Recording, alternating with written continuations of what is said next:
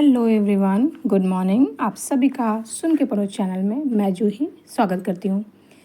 Friends, last class में हमने सुना था जलालुद्दीन खिलजी के बारे में।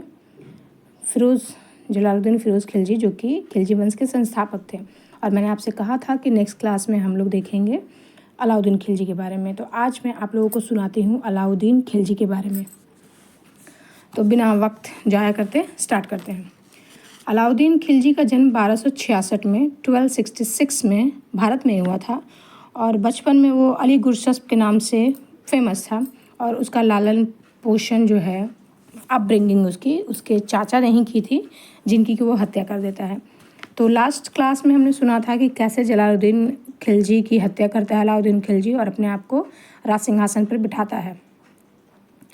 तो ऐसा नहीं था कि अलाउद्दीन जब शासन में आता है, अब शासन में एंटर करता है और शासन करना शुरू करता है, तो उसके लिए सब कुछ बहुत ही प्लान्ड होता है और सब कुछ बहुत ही प्रिपेयर तरीके से होता है। उसको बहुत सा कठिनाइयों का सामना करना पड़ता है। वो ऐसा सोचता है कि शासन में आने के बाद सब कुछ एकदम फूलों की सैया जैसा होगा, लेकिन एक्चुअल में उसके साथ उल्टा होता है और सिंहासन जो है उसके लिए फूलों की सैया ना होकर कांटों की सैया बन गई थी। ऐसी कुछ परिस्थितियाँ थी जिनके कारण हमें ऐसा बोलना पड़ रहा है। और बहुत से हिस्टोरियंस ऐसा बोलते हैं कि अलाउद्दीन बहुत ही रेयर था जिसने उन विषम परिस्थितियों में भी खुद को शासक बनाए रखा, क्योंकि कोई और अगर होता तो शायद वो असमर्थ होता इन सब चीज़ों में। तो देखते हैं हम लोग क्या क्या परेशानी अलाउद्दीन को झेलना पड़ता है जब वो शासन में आता है। तो सबसे पहले तो कि जितने भी अमीर लोग थे जो जलालुद्दीन के टाइम पे थे, वो लोग जलालुद्दीन की हत्या को नहीं भूलते हैं। स्पेसिफिकली अगर हम लोग बात करें तो जलालुद्दीन फिरोज़ खिलजी की जो वाइफ होती हैं, उनकी जो विडो होती हैं मलिका जहान, इतिहासकार हैं एक बर्नी, वो उन लड़ी को बेवकूफ़ों में सबसे बेवकूफ़ बतलाते हैं। और उसके पीछे कारण था कि वो अपने सेकंड पुत्र जो है कद्र खां को, उसको रुकबुद्दीन इब्राहिम के नाम से सिंहासन पर बैठा देती हैं और सुल्तान घोषित कर देती हैं। और अपने बड़े बेटे अरकली खां को, जो उस समय पे सुल्तान का सूबेदार था, उसको मैसेज करती हैं कि तुम दिल्ली से आ जाओ। लेकिन क्योंकि अरकली खां को ये पता होता है कि जितने भी हमारे समय के लोग थे वो सब नए सुल्तान को अपना समर्थन दे रहे हैं और अब फिर से सिंहासन प्राप्त करना असंभव है, तो वो आने में अपनी असमर्थता प्रकट करता है। अब होता क्या है कि इब्राहिम जो है, रुकबुद्दीन इब्राहिम, अपनी सेना को लेके आता है अलाउद्दीन खिलजी के साथ आक्रमण करने के लिए।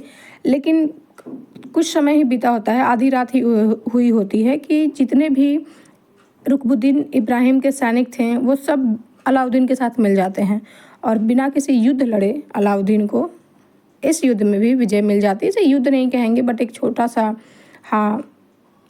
दोनों सैनिकों की भिड़ंत कह सकते हैं। तो इसमें अलाउद्दीन विजयी होता है।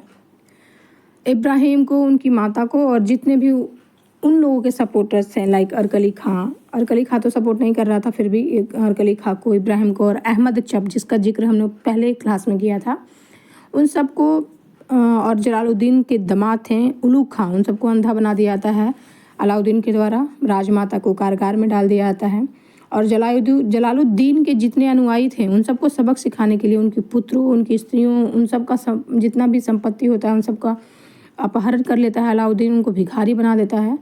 और इसके बाद अलाउद्दीन की स्थिति बहुत दृढ़ हो जाती है। उसके नाम का खुतबा पढ़े जाने लगता है, सिक्का जारी होने लगता है। ऑब्वियसली लोगों के मन में डर आ गया था कि इतना कुछ पनिशमेंट दे रहा है तो किसी आम जनता को तो वो छोड़ेगा नहीं।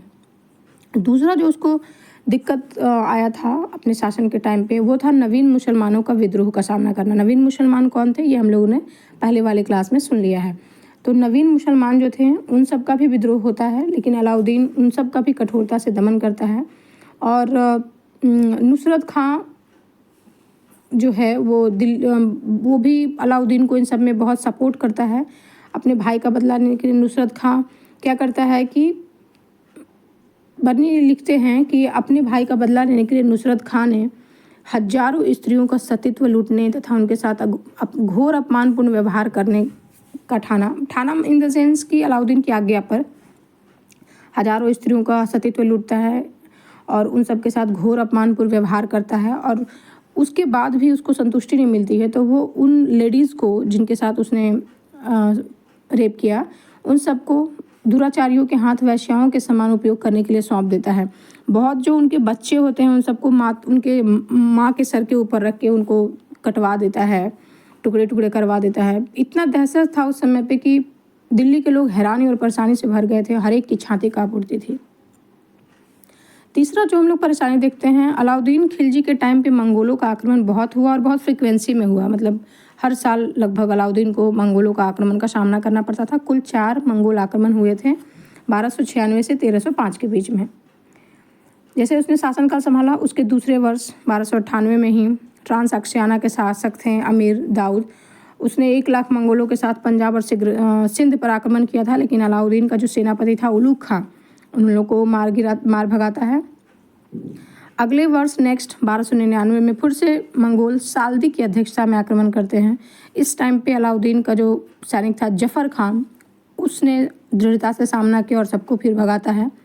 1299 में अगेन कुतलुज खाजा के नेतृत्व में फिर से मंगोल आक्रमण करते हैं और इस आक्रमण के टाइम पे सुल्तान परामर्श लेने के लिए युद्ध समिति बुलाता है। तो सब उसको सलाह देते हैं, अलाउद्दीन खिलजी को सलाह देते हैं कि आप सुलह कर लीजिए, संधि कर लीजिए। तो अलाउद्दीन एक स्टेटमेंट देता है कि अगर मैं तुम्हारी सलाह मान लूँ तो अपना चेहरा कैसे दिखाऊंगा, अपने जनान खाने में क्या मुंह लेकर जाऊंगा, लोग मेरी क्या इज्जत करेंगे और अपने उपद्रवी प्रजाजनों को दबाने के लिए मुझ में शक्ति कहाँ से आएगी। नहीं, कल मैं दिल्ली के मैदान में टक्कर लूँगा। और अलाउद्दीन खिलजी का ये जो बहादुरी वाला स्टेटमेंट था और उसका जो आत्मबल था, उसी के बल पे मात्र 12,000 सैनिकों को लेके वो 2 लाख मंगोलों की सेना को परास्त कर डालता है। और इस तरह से मंगोलों का तीसरा आक्रमण भी हार जाते हैं मंगोल। चौथा आक्रमण के समय पे अलाउद्दीन अपने शासन काल के समय मतलब अपने स्थान पे नहीं था। चौथे आक्रमण के टाइम पे जब मंगोलों ने चौथा आक्रमण किया, अलाउद्दीन दिल्ली से कहीं दूर था और वो सिरी के दुर्ग में घिर जाता है। घिर जाने के पीछे कारण होता है कि मंगोल इतनी तेज़ी से आते हैं कि किसी को पता नहीं चल पाता है और वो अलर्ट नहीं हो पाते हैं। तो सुल्तान सिरी के दुर्ग में घिर जाता है। 3 महीने संघर्ष करने के बाद मंगोल लौट जाते हैं। कारण था कि उनको नियम पूर्वक कैसे घेरा डालना है किसी दुर्ग का और कैसे उसको अपने अधिकार क्षेत्र में करना है, इसकी कला का ज्ञान न था। फिर अलाउद्दीन इसके बाद क्या करता है कि जितना भी उसका सीमांत प्रदेश था उन सब की रक्षा के लिए दुर्ग का निर्माण करता है। जो पुराने दुर्ग होते हैं उन सब का रिपेयरिंग करवाता है और उन सब में सैनिक व्यवस्था बहुत मजबूत कर देता है। और फिर धीरे धीरे क्या, इसके बाद मंगोलों ने उसके राज्य पे आक्रमण ही नहीं किया, लेकिन सबको पता चलने लगता है कि अलाउद्दीन की शक्ति, उसका जो सैनिक व्यवस्था है और वो कैसे शासन कर रहा है। चौथा होता है दिक्कत अलाउद्दीन को अपने शासनकाल में और समस्या जो वो झेलता है, उसका भतीजा होता है अकद खां। वो अलाउद्दीन की हत्या का प्रयास करता है, लेकिन ऑब्वियसली उसका भी वध कर दिया जाता है अलाउद्दीन के द्वारा। और अलाउद्दीन के 2 भांजे होते हैं अमीर उमर और मंगू खां, वो भी अवध में विद्रोह करते हैं, तो उनको भी पराजित करके बंदी बना लिया जाता है। और इस तरह से हम लोग देखते हैं कि अलाउद्दीन के शासनकाल में उसने बहुत सारी समस्याएं देखी। तो इतनी समस्याओं के बाद अलाउद्दीन भी बैठकर चिंतन करता है कि आखिर इतना सब कुछ उसके साथ घटित हो क्यों रहा है। तो वो बहुत निष्कर्ष के बहुत सोच विचार करने के बाद उसको पता चलता है कि उसके शासनकाल में कुछ दोष हैं। दोष जैसा उसका गुप्तचर विभाग असंगठित है, मद्यपान के कारण उसके शासनकाल में अनुशासन का लोप है, अमीरों में जो पारस्परिक घनिष्ठ संबंध है ना, ये भी उसकी परेशानी का कारण बन रहा है। और हिंदू लोग बहुत समृद्धशाली हैं, तो हिंदुओं की समृद्धि भी उसकी परेशानी का एक कारण बन रहा है। तो ऑब्वियसली जब उसको पता चल गया है कि ये सारे प्रॉब्लम है, तो अब उसका निदान करता है वो। तो पहले जो वो सुधार करता है अपने कार्य प्रणाली में, वो करता है कि सुदृढ़ गुप्तचर विभाग का संगठन करता है। अब क्या होता है कि जितने भी अमीर और पदाधिकारी हैं उन सब की बातों का पता चलने लगता है सुल्तान को, और इसके कारण वो बहुत आतंकित हो जाते हैं और विद्रोह की कार्रवाई जो है वो करने का भी नहीं सोचते थे। दूसरा, एक अध्यादेश जारी करता है अलाउद्दीन और बोलता है कि मद्यपान को बंद कर दिया जाए। सुल्तान खुद भी शराब पीना छोड़ देता है और शराब का जितना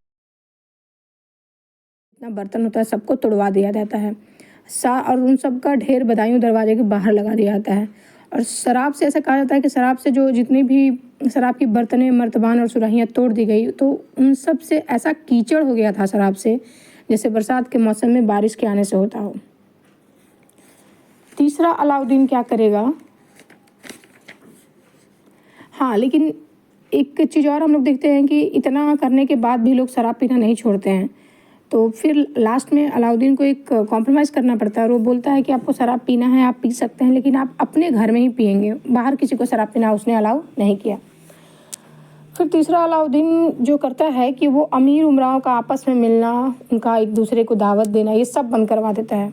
जैसे मिलना बैठना खाना पीना, जासूसों के डर के मारे ये सब कुछ बंद हो जाता है, क्योंकि सब देख रहे थे कि हाँ कौन क्या कर रहा है। लास्ट अलाउद्दीन करता है कि हिंदू प्रजा को भूखी नंगी रखने के लिए उसने सारी संपत्तियों, हिंदुओं की सारी संपत्ति का अपहरण कर लेता है। हिंदू को घोड़े पर चढ़ना, हथियार रखना, अच्छे वस्त्र पहनना, किसी प्रकार का उत्सव मनाना, घर में सोना चांदी रखना, ये सब बिल्कुल ही मना हो जाता है। अब सोना चांदी तो दूर, घर में सुपारी भी नहीं मिलता है। हिंदू परिवार की जो स्त्रियां थी वो मुसलमान परिवारों के यहाँ नौकरियां करने लगती हैं। हिंदुओं की जो दोआब के क्षेत्र में जो भी उनका खेत था, जो भी ज़मीन थी, उन सब पे 50% भूमि कर लगा दिया जाता है। उनकी भैंस बकरी इन सब पे कर देना पड़ता है। समकालीन इतिहासकार कहते हैं कि हिंदुओं से लोगों से ज़बरदस्ती हर बहाने से रुपया वसूल किया गया। परिणाम यह हुआ कि मालिक और अमीरों, अफसरों और मुल्तानियों तथा महाजनों के अलावा सब कोई गरीब हो गया। प्रजा जीवन यापन करने में इतनी व्यस्त रहने लगी, किसी ने विद्रोह का नाम तक ना लिया। तो हम लोग कह सकते हैं कि अलाउद्दीन का जो राजत्व सिद्धांत था ना, कि राज शासन कैसे करना है, उसका जो सिद्धांत था वो पूर्णतः निरंकुशता पर आधारित था। और उसका जो निरंकुशता था ना, उच्चतम पराकाष्ठा पर पहुंच गया था उसके शासनकाल में। उसका शासनकाल जो है वो सैनिकवाद के नाम से विख्यात हुआ था। कारण था उसका सैनिक व्यवस्था जो था वो बहुत ही सुदृढ़ था। आगे उसको भी हम लोग देखेंगे। और यही सैनिकवाद उसके पतन का कारण भी बनता है।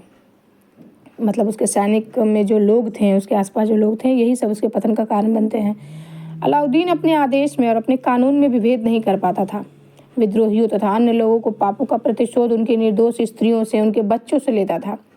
और हिंदुओं के प्रति जो उसके मन में घृणा थी या जो वो अत्याचार करता था ना, उसकी कोई भी इतिहासकार सराहना नहीं करता है। भले ही उसने ऐसा जिन भी परिस्थितियों में किया हो अपने शासनकाल को अच्छा बनाने के लिए, अपनी परेशानियों को ख़त्म करने के लिए, लेकिन जो भी हो, कोई भी इतिहासकार उसके द्वारा किए गए बर्ताव को अच्छा नहीं कहते हैं।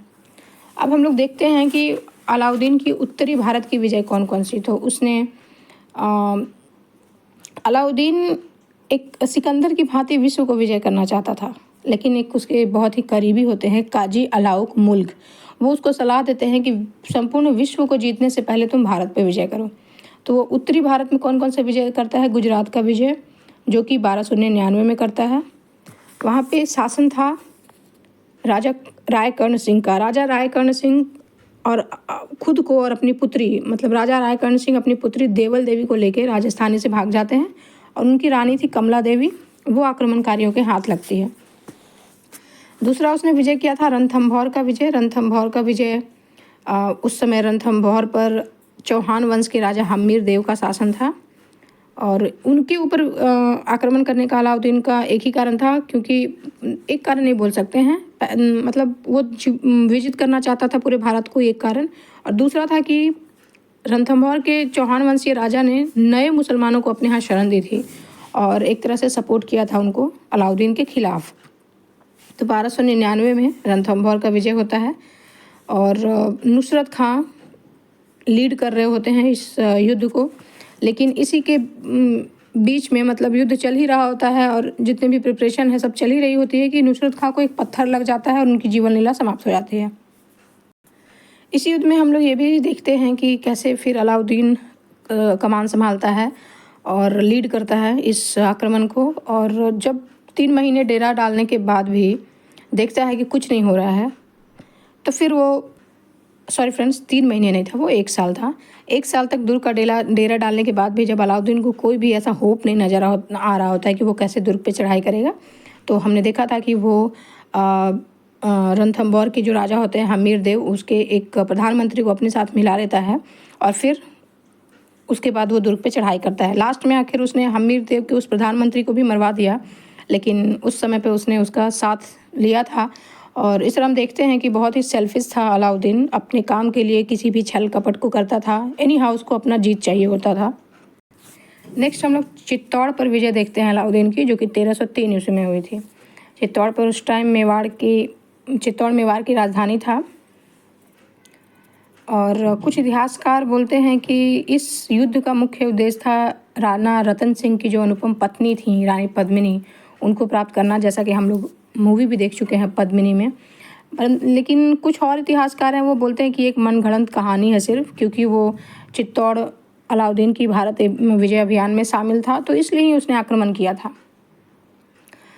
तो अलाउद्दीन युद्ध के लिए जाता है और दुर्ग का घेरा डालता है, चित्तौड़ के दुर्ग का घेरा डालता है। लगभग 5 महीने तक ये सब कुछ चलता रहता है और राजपूत बड़ी वीरता से मुसलमान की सेना का, बोले तो अलाउद्दीन की सेना का सामना करते हैं, लेकिन कुछ समय के बाद वे असमर्थ हो जाते हैं और 26 अगस्त 1303 को रतन सिंह जो है वो विवश होकर हथियार डाल देते हैं। लेकिन किले की जितनी भी संपूर्ण स्त्रियां होती हैं रानी पद्मावती के साथ तहखाने में जौहर कर लेती हैं।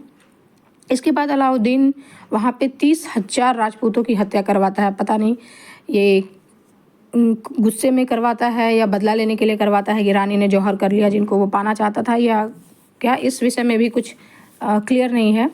तो 30,000 राजपूतों की हत्या करता है और अपने बेटे खिज्र खां को वहाँ का शासक नियुक्त करता है और चित्तौड़ का नाम बदलकर खिजराबाद करवा देता है। लेकिन कुछ ही टाइम के बाद चित्तौड़ पुनः स्वतंत्र हो जाता है और अलाउद्दीन के हाथ से निकल जाता है। ये हम लोग आगे देखेंगे। नेक्स्ट वो मालवा विजय करता है 1305 में। आइनुल मुल्क लीड कर रहा होता है इस युद्ध को, आइनुल मुल्क। और वहाँ के शासक कौन होते हैं? मालवा के शासक थे महल्लक देव। उसके बाद मारवाड़ विजय करता है 1308 में। वहाँ के राजपूत शासक शीतल देव का वहाँ पे अधिकार था। फिर नेक्स्ट वो जालौर विजय करता है 1305 में ही। वहाँ के राजा कामदेव थे और ऐसा बोला जाता है कि जालौर विजय उसकी अंतिम विजय थी उत्तर भारत में।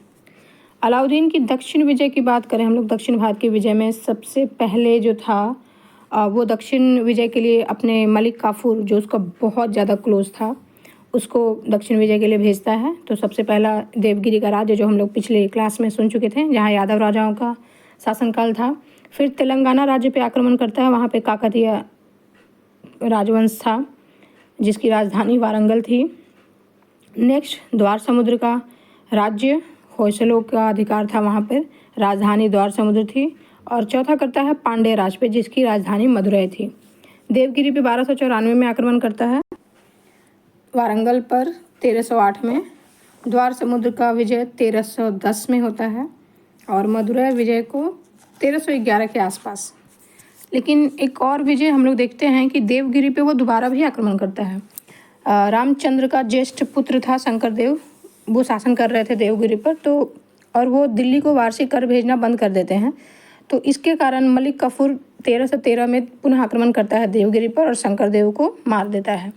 दक्षिण विजय से जो भी धन प्राप्त होता है उसका उपयोग अलाउद्दीन सैन्य शक्ति को सुदृढ़ बनाने के लिए करता है और दक्षिण के राज्यों को दिल्ली सल्तनत में वो शामिल नहीं करता है, बल्कि जितना भी उसका दक्षिण का राज्य जीता हुआ होता है उसके राजाओं को वापस कर देता है। बस उनसे एक संधि करता है कि वो वार्षिक कर भेजेंगे हर साल उसको।